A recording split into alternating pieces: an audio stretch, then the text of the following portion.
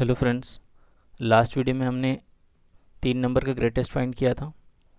आज हम लोग 4 नंबर का ग्रेटेस्ट फाइंड करेंगे यूजिंग लॉजिकल ऑपरेटर।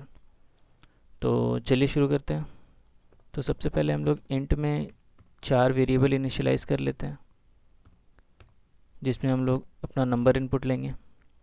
उसके बाद CLR SCR लिख देते हैं।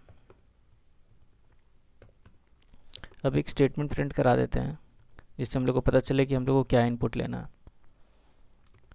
Enter 4 numbers. ठीक है, स्लैश एन ले लेते हैं, डबल कोट्स क्लोज कर देते हैं। यहाँ पे स्लैश एन ले लिया। अब क्या होगा, अब हम लोग को इनपुट लेना है 4 नंबर्स को। तो स्कैन एफ लिखते हैं, %d %d %d %d 4 बार %d ले लिए। 4 इनपुट लेना हमको। तो %a %b %c %d 4 ले लिया। अब क्या करना है, हम लोग ने जब इनपुट ले लिया तब हम लोग को कंडीशन चेक करना है। तो सबसे पहले हम लोग को ये देखना है कि हम लोग को कौन सा लॉजिकल ऑपरेटर यूज़ करना है। हमारे पास 3 ऑप्शन है, एंड है, और नॉट है। ठीक है, तो अगर कोई भी नंबर को बड़ा होना पड़ेगा होगा अगर, तो उसको सबसे पहले सबसे कंपेयर होना पड़ेगा, तभी पता चलेगा कौन सा बड़ा है। मान लो ए है, ए को पहले बी से चेक करना पड़ेगा, ए को सी से भी चेक करना पड़ेगा, और ए को डी से भी चेक करना पड़ेगा। अगर वो तीनों से बड़ा होता है तो क्या हो जाएगा, ए बड़ा हो जाएगा। ठीक है, तो मान लो कि इफ़ इस तरह से कंडीशन है और ए अगर बी से बड़ा है, और ए को सी से भी बड़ा होना पड़ेगा, और ए को डी से भी बड़ा होना पड़ेगा। अगर ये तीनों से बड़ा होता है तब जाके क्या होगा, ए बड़ा होगा। यानी कि ये तीनों कंडीशन ट्रू होना चाहिए। मतलब कि ये वाला भी ए बी से बड़ा है, ए सी से बड़ा है, और ए डी से बड़ा है। तो अगर ये तीनों कंडीशन ट्रू होगा तो जाके ये इफ़ कंडीशन ट्रू हो। तो उसमें हम लोग कौन सा यूज़ करते थे, हम लोग एंड केस में देख रहे थे कि जब हम लोग एंड ऑपरेटर यूज़ करते हैं तो हम लोग क्या देखते थे, एंड ऑपरेटर ये बोलता है कि जब तक पूरा कंडीशन ट्रू नहीं होता है तब तक ये इफ़ कंडीशन ट्रू नहीं होता है। मतलब कि अगर एक भी फॉल्स हो गया तो ये फॉल्स हो जाएगा। यानी कि अगर ए बी से बड़ा है, ए सी से बड़ा है, और ए डी से बड़ा है, यानी तीनों अगर ट्रू हुआ तो ये ट्रू हो जाएगा। अगर ये तीनों ट्रू हुआ तो क्या हम लोग कह सकते हैं कि ए बड़ा है।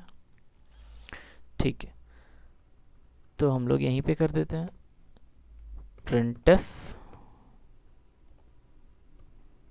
ग्रेटेस्ट।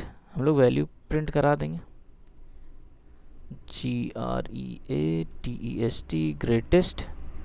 ठीक है, ग्रेटेस्ट इक्वल्स टू %d लिख देते हैं, कॉमा ए। ये समझ में आप लोगों को। अगर इन केस इफ़ ए बड़ा नहीं है तो हम लोग क्या करेंगे, एल्स फॉल्स के पास आएगा। फिर दूसरा के लिए भी वही कंडीशन चेक करेंगे, if b is greater then a। And किस लिए, जब भी हम लोग ने सीखा था अगर सारा कंडीशन को ट्रू रहता है तो ही जाके ये पूरा ट्रू होगा, इफ़ कंडीशन। इसलिए हम लोग एंड यूज़ करते थे। ठीक, b greater than a, b greater than c, and b greater than d। सारे वेरिएबल से चेक कर लिया। तो अगर ये ट्रू हो गया, मतलब कि ये वाला a से बड़ा है, एंड ये वाला c से बड़ा है, एंड ये वाला d से बड़ा है, तो क्या होगा, b बड़ा हो जाएगा। तो प्रिंट कर देते हैं, greatest is equals to %d, क्या लिख देंगे, b। अगर मान लो ये भी फॉल्स हो गया तो क्या होगा, एल्स। तीसरा के लिए चेक करेंगे हम। तीसरा क्या है मेरा, c is greater then a, and c is greater then b, and c is greater then d। ठीक है, अगर c तीनों से बड़ा होगा तो क्या होगा, c इज़ ग्रेटेस्ट, यानी greatest is equals to %d, comma c। C को प्रिंट करा देंगे, ओके, डबल कोट्स क्लोज करना भूल गए थे। ठीक, उसके बाद हम लोग ले लेते हैं एल्स इफ। अब डी को सारे से चेक करेंगे। D is greater than A and D is greater than B and D is greater than C. अगर ये होता तो क्या करते हैं हम लोग, प्रिंट कर देते हैं डी को ग्रेटेस्ट। तो greatest is equals two percent D comma D. उसके बाद लिख देते हैं गेट सी एच।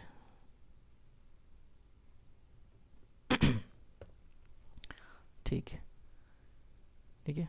तो इसको फिर से देख लीजिए कि इनपुट लिए हैं 4 नंबर को, फिर क्या किए हैं, इफ़ कंडीशन लगाए हैं जिसमें ए को चेक किए हैं बी से, फिर ए को चेक किए हैं सी से और ए को चेक किए हैं डी से। और एंड क्या बोलता है कि अगर तीनों सही होता है तो जाके ये इफ़ कंडीशन ट्रू होता है। और ट्रू होता तो किसके पास आएगा, प्रिंट एफ के पास। यानी अगर ए बी से बड़ा हो गया, सी से बड़ा हो गया, डी से बड़ा हो गया तो ए इज़ ग्रेटेस्ट हो गया।